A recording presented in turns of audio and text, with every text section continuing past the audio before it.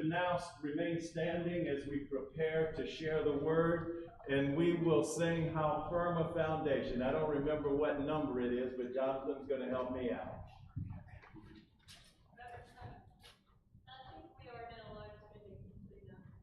Okay. Praise God. Number 529.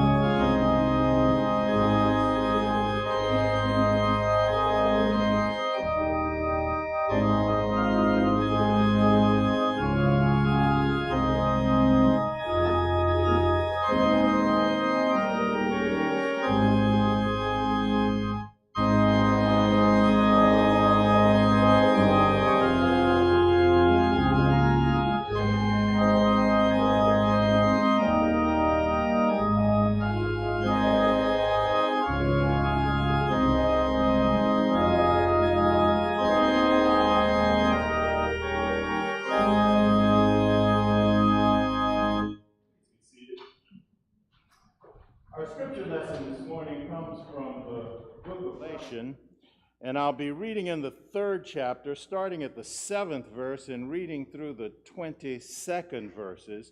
And if you'd like to follow along with me, it's on page 232 in the Pew Bibles.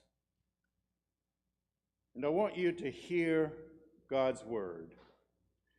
And to the angel of the church in Philadelphia write, these are the words of the Holy One, the true one, who has the key of David, who opens and no one will shut, who shuts and no one opens. I know your works. Look, I have set before you an open door, which no one is able to shut. I know that you have but little power, and yet you have kept my word and have not denied my name. I will make those of the synagogue of Satan who say that they are Jews and are not, but are lying. I will make them come and bow down before your feet, and they will learn that I have loved you.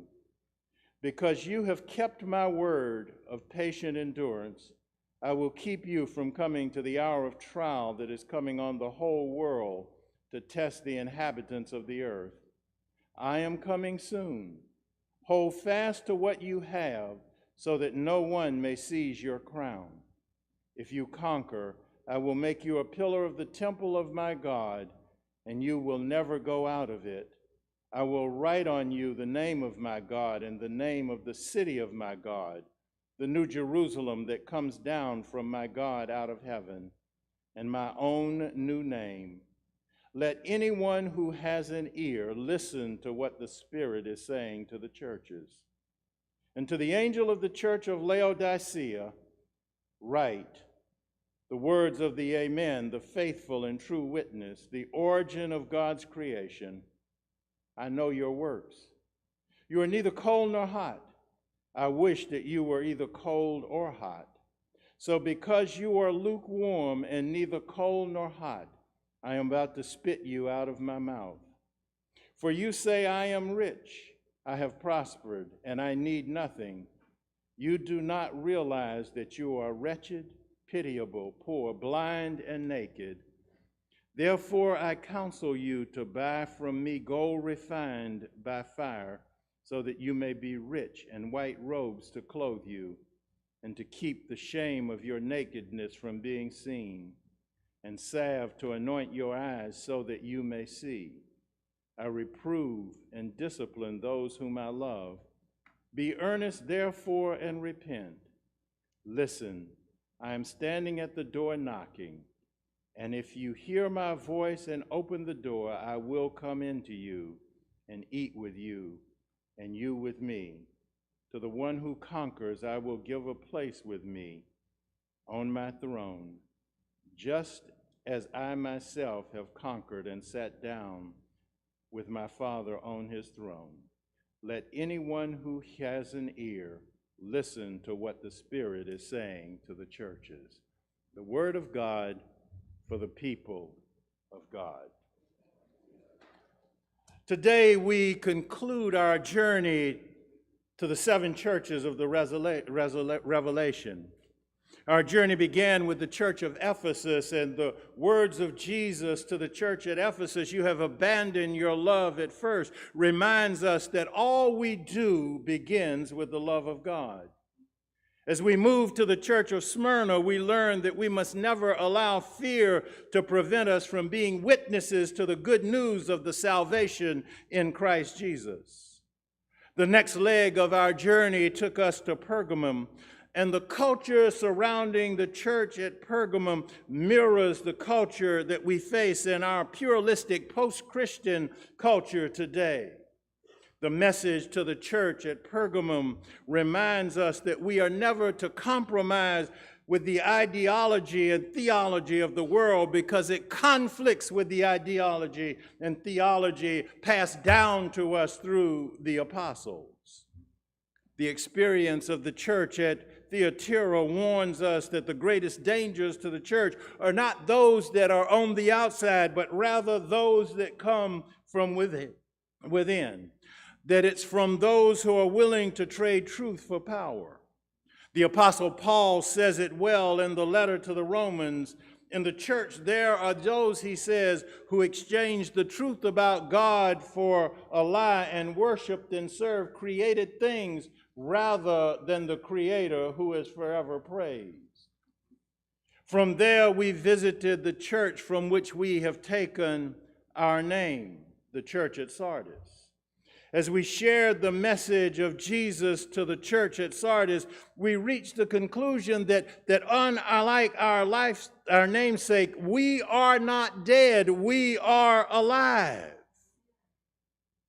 And as I rethought about those, I remembered that I had recently asked Janet and Jennifer to give me some logos for the church as we go forward.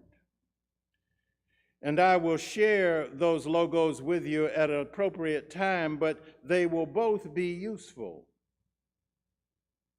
In the one that Jennifer sent to me, there are these words about this church: a body alive. And that is what we are. All of these lessons bring us to the final two churches to which Jesus speaks in the Revelation: the church at Philadelphia and the church at Laodicea. And as I reflected on these passages of Scripture that we have shared, it occurred to me that in many ways these two churches encompasses the lessons that we have learned from the other 5 churches along the way. The title of today's sermon, if you had had a bulletin, would have been this: A Tale of Two Churches. It's a takeoff on the Dickens work, A Tale of Two Cities. And in many ways, the opening of Dickens' novels highlight the contrast that we observe between the churches in Laodicea and the church in Philadelphia. Hear his words: "It was the best of times, it was the worst of times. It was the age of wisdom and the age of foolishness. It was the epoch of belief and the epoch of incredulity. It was the season of light and it was the season of darkness. It was the spring of hope and it was the winter of despair. We had everything before us and we had nothing before us.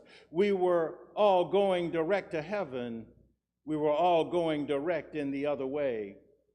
In short, the period was so far like the present period that some of its noisiest authorities insisted on its being received for good or for evil."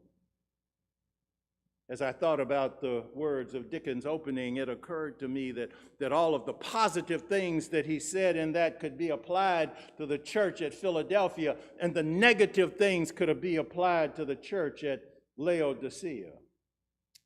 So let us begin. You see, Laodicea was an affluent and a prosperous community. It sat along the trade routes that led to major ports on the coast. From a Christian perspective, however, Laodicea had a checkered history. At times, the Laodicea church seemed to be strong and prosperous. At other times, the church waffled in its commitments to Christ. On the other hand, the church at Philadelphia is a church on fire for the Lord, in spite of the many challenges that it faces. As we think about Jesus sending a message to the churches, our context may be that church is somewhere that we go. How many times do you ask? Mary asked this morning, "Are you going to go to church this morning?" I submit to you that church is not somewhere that we go. It is something that we are. It is something that we do. Wherever you are, wherever 2 or more are gathered in Christ's name, that's where the church is. That's where the church is. Note then that each of the messages that Jesus offers to the 7 churches contain this phrase: "He who has an ear, let him listen to what the Spirit says to the churches." This morning I say you have ears and that God speaks to you through these messages to the churches. I want you to think about Pentecost and consider that it is the birthplace of the church. But it didn't happen in a building. It happened when the Holy Spirit was poured out and thousands came to Christ and were saved. And what I tell you is that if we do what God asks us to do, it can happen again. Pentecost is the culmination of Christ's earthly work by which we live under a new covenant. It inaugurates a new era. It is Jesus giving the Holy Spirit to all Christians so that they may not only come to know him, but also be gifted and empowered to service for Jesus Christ. The church at Philadelphia, by contrast, is a Great Commission church, a church that loves Jesus, a church that lives on the power of God's Holy Spirit. As Jesus speaks to us through his words to the church at Philadelphia, he says, I know you have little power, yet you have kept my word and not denied my name. Think about power and the evil that it has caused in our current culture. We deal with corruption caused by the quest for power in our governments. And moreover, I would say to you that that's not limited to government. The struggle for power runs rampant in the church. And suffice it to say that this quest for power, absolute power, has led to the decline of our country and to the decline of the church as well. The Apostle Paul captures the substance of what Jesus is telling us. He writes these words to the church at Corinth. God said to me, my grace is sufficient for you, for my power is made perfect in weakness. Therefore, I will boast all the more gladly about my weakness, Paul says, so that Christ's power may rest on me. That is why, for Christ's sake, I delight in weakness, in insults, in hardships, in persecutions, and in difficulties. For when I am weak, then I am strong. All you have to do to be where Paul is to mention Christ in some secular scenario, and all of a sudden what happens is that you find yourself on the outside. But what this implies about our weakness is that when we recognize it properly, it enhances and fosters our dependence on God. Dependence that gives each of us, gives each of you the power to do all that God has called you to do. You see, God doesn't judge us on the power that we have, but rather on what we do with the power that he has given us. As you think about that, consider this, that just as Jesus put his life on the line for us, we are called to put our lives on the line for him. This thought provides us with the perfect transition to what Jesus says to the Christians at Laodicea. We might think of these Christians as those that nauseate Jesus. You are neither hot nor cold, he says. Neither hot nor cold. What Jesus is saying is that I can't deal with these casual Christians. You see, the culture of the Christian church in Laodicea is reflected in the values of its culture. A proud and self-sufficient culture, not needing any outside help, including help from the Lord. If those sound familiar, I submit to you that the Western culture today reflects and embraces these same values.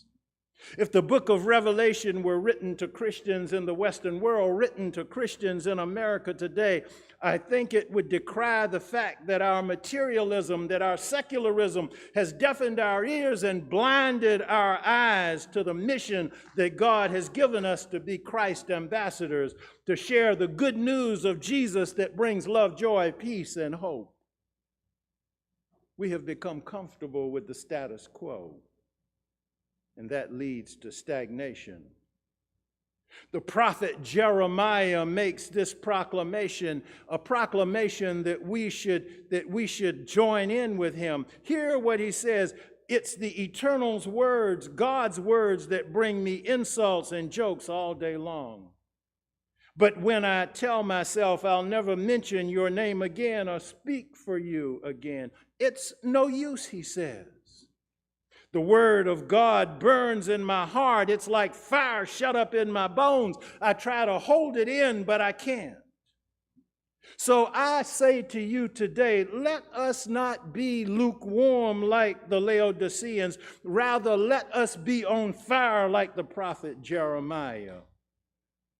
Jesus continues that we're not to be cold either. And this is often a misunderstood statement, misunderstood that it means to be cold to Jesus, but that's not it at all. Think about the people to whom Jesus is speaking and the arid nature of the country in which they live. What Jesus is telling us is that we are to be like that cold, refreshing spring of water that bubbles up in the oasis of the desert. Truly, the gospel has that kind of refreshing power, power that comes from God's Holy Spirit. Jesus offers this invitation: let anyone who is thirsty come to me and drink. Whoever believes in me, as the scripture has said, has rivers of living water that will flow within them. By this he meant the Spirit, whom those who believed in him were to receive. So let me sum up the message of the church at Laodicea. You can be angry at God. You can be happy with God. You can have a myriad of emotions when it comes to God, and God can handle all of those. But what God warns about when he says lukewarmness is indifference. So here is what we learned from the two churches.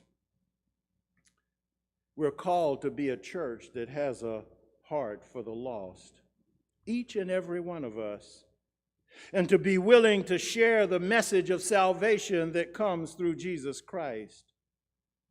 You know, I thought about this message, and early this morning it came to me that a metaphor for this might be that bomb that is known as icy hot.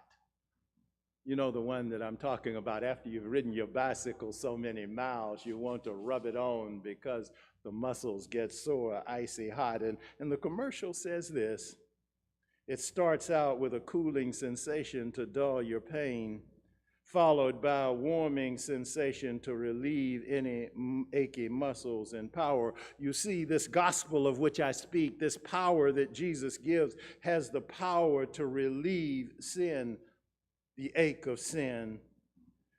The power of the gospel is to do for our lives what icy hot does for our muscles.